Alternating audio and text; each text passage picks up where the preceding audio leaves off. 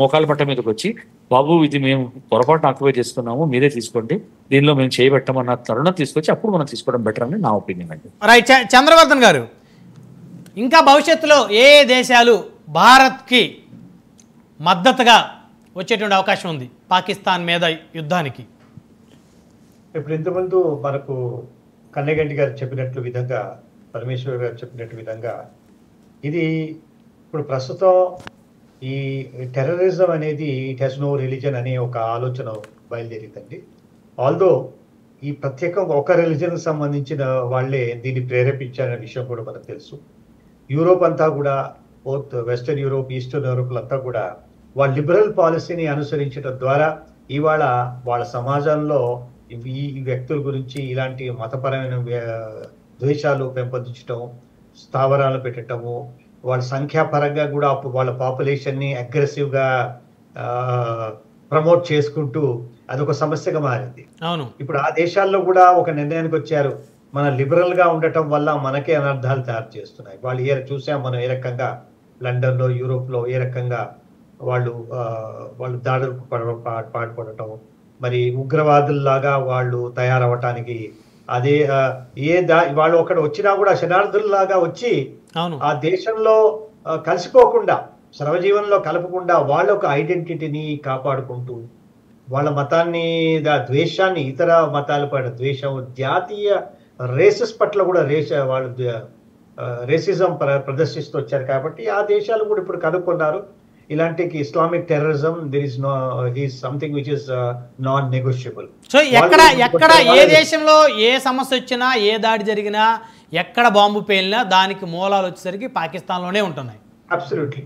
కాబట్టి ఇప్పుడు దేశాలందరూ కూడా ఇది తెలుసుకున్నారండి. Islamic terrorism it is going in a borderless manner. It has no borders.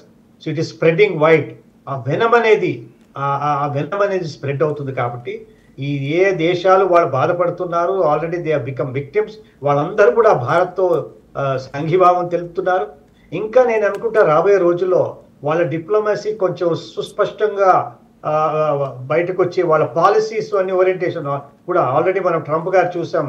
వారు ఏ రకంగా మెక్సికన్ ప్రాబ్లం అనండి, మరి ఈ వలస వచ్చిన వాళ్ళ గురించి ఏ రకంగా వాళ్ళు టెర్రర్ క్యాంప్స్ ఎలాగా పెట్టారు. మళ్ళీ అక్కడ కూడా టెర్రర్ క్యాంప్స్ అన్ని కూడా ఈ మతానికి చెందిన వ్యక్తుల మతాన్ని పేరు చెప్పకూడదు, కానీ ఒక మతాన్ని విద్వేషాన్ని సృష్టించే విధంగా వెనమస్ గా తయారైంది. కాబట్టి ప్రపంచం అంతటా I think they are going to unite against terrorism by Islamic ideology. ఆ Islamic ideology I don't think it's a peaceful ideology అని అంటారు. కాబట్టి వాళ్ళే చూస్తున్నారు ఏ రకంగా ఈ మతం ఎంత నష్టం కలిగిస్తుందని. అది I think slowly they are it is వాళ్ళ అండర్స్టాండింగ్ పెరుగుతుంది, వాళ్ళు కూడా గ్రహించుకుంటున్నారు. మొన్నటి వరకు గత 10 ఏళ్ల ముందు భారత ప్రభుత్వం ఒకటే she used to face the music. ఇవాళ అందరూ కూడా వచ్చేసారు, ఎందుకంటే వాళ్ళు కూడా ఫేస్ చేస్తున్నారు. కాబట్టి పాకిస్తాన్ అనేది, పాకిస్తాన్ ఉన్న ఉగ్రవాదం ఎప్పటికైనా ప్రపంచానికి ఎప్పటికైనా ఒక తలనొప్పే, ఈ రోజు కాదు భవిష్యత్తులో. శాంతికి ముప్పు అండి, భద్రతకు ముప్పు, శాంతికి ముప్పు.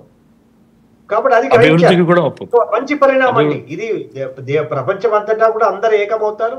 So there will be a global fight against Islamic terrorism. అది రాబోతుంది. అది వచ్చినప్పుడు పాకిస్తాన్ అండ్ బంగ్లాదేశ్, దురదృష్టకరం అంటే బంగ్లాదేశ్ కూడా వాళ్ళు ఏకమయ్యారు, తుర్కీ కూడా ఏకమయ్యారు, సంఘీభావం వ్యక్తం చేస్తున్నారు. కానీ ఏదైనప్పటికీ they are in a small minority. Majority of the liberal countries, liberal democracies అంటారు, ఆ లిబరల్ డెమోక్రసీస్ అన్ని కూడా they are supporting the biggest democracy in the world, India. So మనం దీన్ని స్వాగతించాలి. ఇది మంచి పరిణామం, రాబోయే రోజుల్లో మంచి పరిణామం అండి. సివిల్ సొసైటీ ఆర్గనైజేషన్స్ కూడా చాలా పనిచేస్తున్నారు at the micro level. Right based activities కూడా వాళ్ళు కూడా సంఘాలు కూడా పనిచేస్తున్నాయి.